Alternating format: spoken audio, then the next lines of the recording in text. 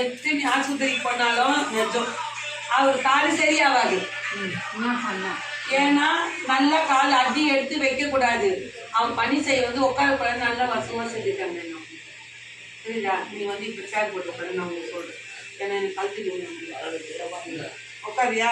என்ன பெத்த ஆட்ட அங்காடி சூப்பர் முடிச்சு மாட்டேன். அங்கே வந்து உனக்கு வந்து பலமாக இருக்குது காலில். இது வந்து நம்ம கனி மூலியமாவோ எது மூலியமாவோ தீர்க்க முடியாது.